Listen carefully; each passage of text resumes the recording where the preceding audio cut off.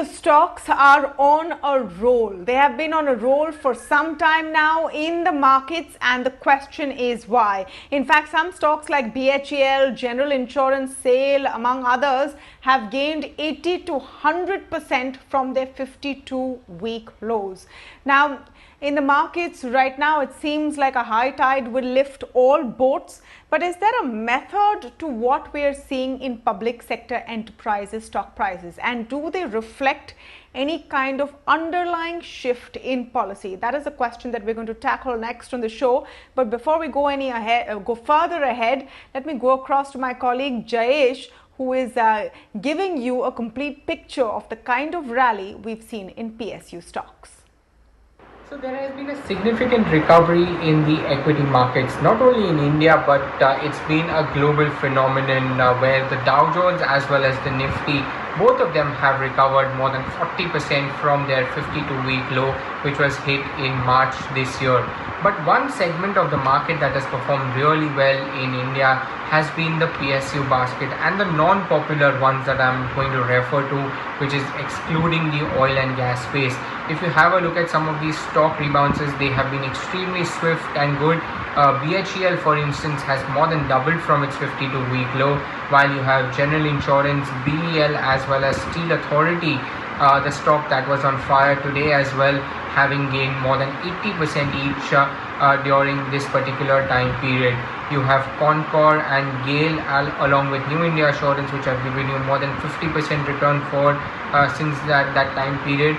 And lastly, you have NMDC, Power Grid, as well as REC, which have given you about 30 to 40% return during the same time frame. Also, if you have a look at some of these outperforming PSU stocks, one thing really stands out over here is their debt picture. Now, they have significantly less amount of debt as compared to other stocks. BHEL just about 5,000 crores. You have General Insurance as well as BEL, along with New India Insurance, which do not have any debt, and some of the other names like Concord, NMDC, as well as GAIL India having significantly less amount of debt on their books.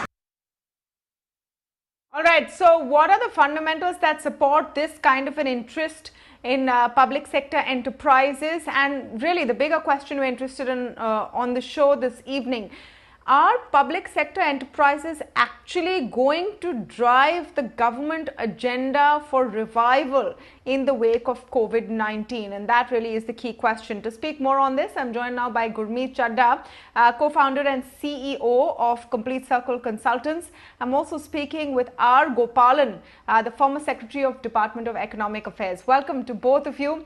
Gurmeet, great to have you on the show. Just your take about why PSU stocks are seeing this kind of action. I think we've seen the broad basing of the rally last 2 weeks across. Even if you see the mid caps and the small caps, which were a little elusive in the first leg, it was largely led by the top 4 stocks, largely by Reliance. I think there's been a broad based inclusion, plus the fact that the divestment plans are not dropped off the shelves. So to give you an idea, Tamanna, if you see the listed PSUs today, ex financials, the market is about 6 lakh crores. If you add financials and other PSUs, you're possibly closer to 10 lakh crores, which is about slightly close to $150 billion. This is a veritable gold mine. We have seen the Hindustan Zinc example, what strategic divestment did to it. There are various examples there. So I think there's some bit of strategic divestment which is fueling this. There is obviously broad-based sentiment which has changed, and liquidity which is driving it. Also PSU valuations, if you see in terms of valuations, they are 1 or 2 standard deviations below long-term average. And the ROE gap between them and the private counterparts is shrinking.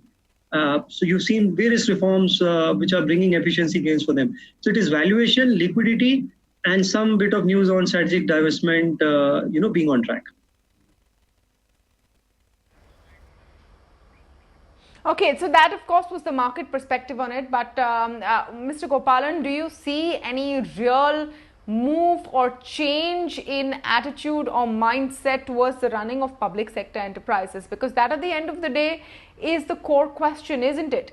Are we truly going to move towards a clear divestment policy at a time when for government, public sector enterprises are the vehicle of having to move the economy forward, whether it's capital expenditure, whether it's any kind of expenditure to get the wheels in motion?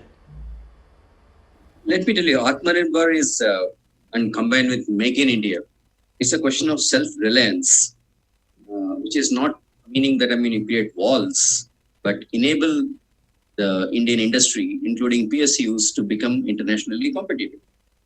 And government has always said that government is not to be in business. Now, it's not the business of government to be in business.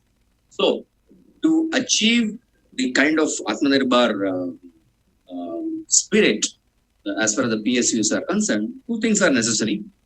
The business processes reorientation to match the private sector nimbleness and decision making is very much essential.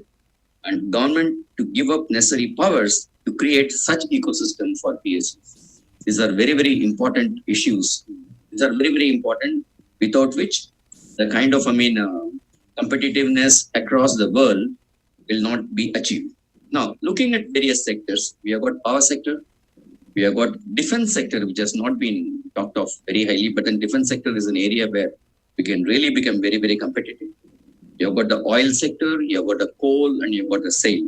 And obviously, you have got the insurance sectors. These are some of the sectors where there are players who can really, if they are, allowed to prosper and blossom, they can really fight for place in the international rankings. Now, it's a question of attitude. It's a question of allowing these things to happen.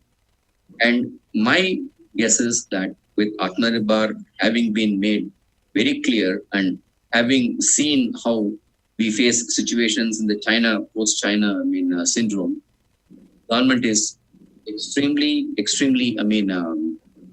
clear that this is the kind of way we have to move our systems forward. And I think I see a lot of hopes, in what we can achieve.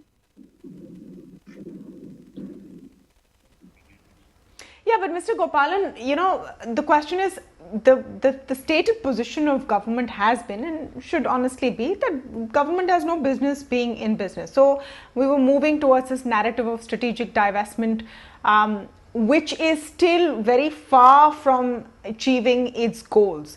Do you think there will be a reversal of sorts in that objective in light of Atmanirbhar, in light of, having a tighter control of how these businesses run? Well, Atmanirbhar, the government has said very clearly, we have to become self-reliant. Self-reliant does not mean that we are going to create walls around us. Self-reliance means that we become internationally competitive. We are able to export and we are able to become some of the big names in the world. So that's the kind of attitude which government has at this point in time as far as Atmanirbhar is concerned. Now, my feeling is this is probably a good time to ensure that this philosophy is taken forward to its logical conclusion as far as the big PSUs are concerned.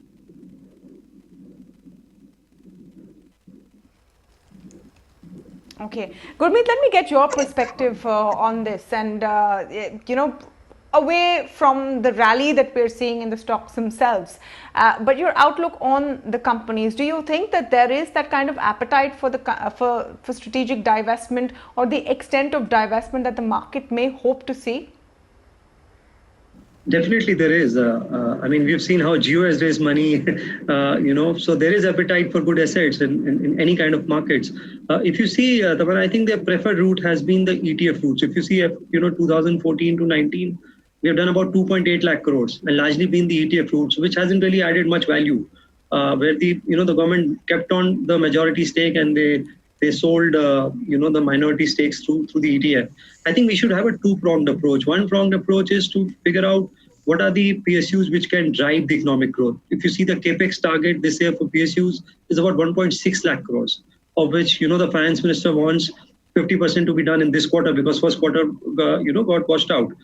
We could only do about 22,000 crores. So there's a huge role capex plays. And, this is a classic Keynesian model where to come out of, a crisis, you generate the lower end jobs. There are pressures on social equality and income equality. So that's a classic way of spending on infrastructure, generating jobs, to come out of the crisis. PSUs will play a very, very important role, whether those are power utilities, those are infrastructure companies, construction companies, across railways, right? The second approach is, can we generate good resources by doing strategic divestment and put to more productive areas of the economy? I think BPCL is a great asset. By the time we were doing roadshows, at that time the price was at least still, despite the run-up, still 30-40% higher. Container Corporation, amongst the best logistics company India has, including, and probably could compete with anyone, even in the private sector. Shipping, SCI, courtesy the changes in law, trading below their net asset value right now. So some assets you need to divest, get a good value, channelize those resources in productive sectors, and use some of the PSUs like NTPC, Coal India, and some of the others to drive capex, generate jobs, and get the growth back.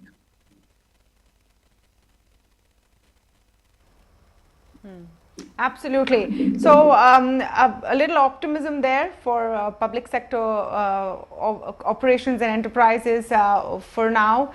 Of course, if the focus remains on revival, then all should be good, and not only being burdened in some cases like public sector banks with government agenda. Thank you for that, gentlemen, and for adding that perspective. We'll take a very short break on the show. When we come back, is there hope for cricket? Considering that we're seeing the first big match being played in the COVID era where England takes on West Indies. The stadiums will be empty, but will the buzz still be there? That, and of course our exclusive interview with LinkedIn's India head, coming up after this break.